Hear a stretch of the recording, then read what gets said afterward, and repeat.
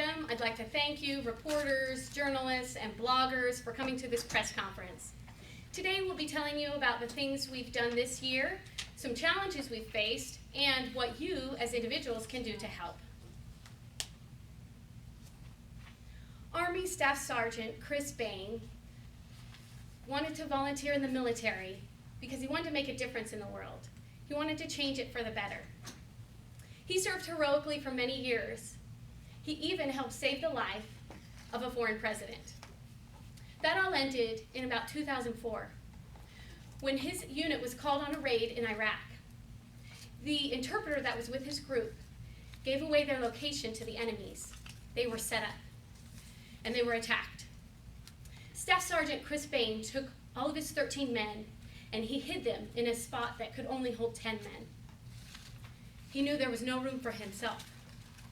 So he literally sacrificed his life to save those men in his unit. He ran back into the line of fire and caused a distraction.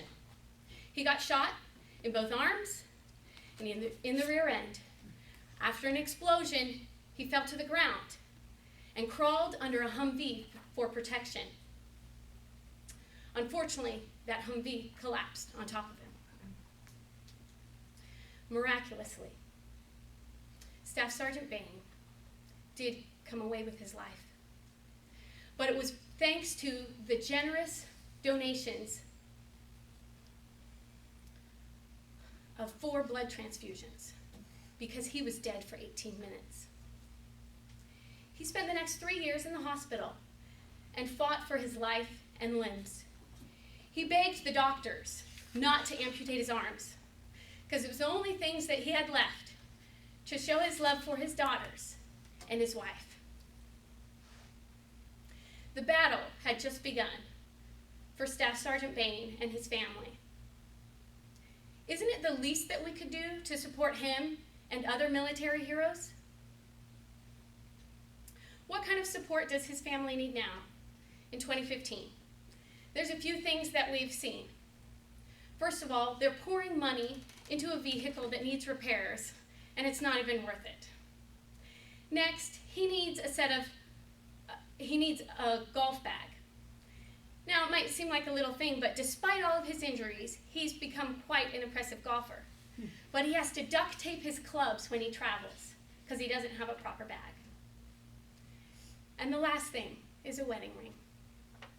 You see, while Staff Sergeant Bain was in the hospital, his wife had to move several times, and she lost her wedding ring. So while he was there, he promised her, "When I get back to normal, I'm going to get you a wedding ring, and I'll take you home to your native Hawaii, and we'll get married again." Sadly, because of mental and physical disabilities and disability income, life never got back to normal for the Bain family. That's when, and we can be sanguine about this, Helping Hands for Freedom steps in with their Dream Chaser program. This program helps fulfill the dreams of military families, even if the soldier doesn't return in one piece or doesn't return at all. Because we know that many soldiers, when they leave their families, make promises like, "We're going to go to Disneyland when I get back." Or, "If you're really good when I'm gone, I'll take you to that ball game." The Dream Chaser program fulfills those promises, whether the soldier comes back in one piece or at all. So what has Helping Hands for Freedom done this year? They partnered with a national television station, and that gave them many sponsors. They received an astonishing amount of pledges of gifts. It was things like a brand new car that would never need repairs again. Not only new golf clubs and a new bag, but a dream day with the golf pros.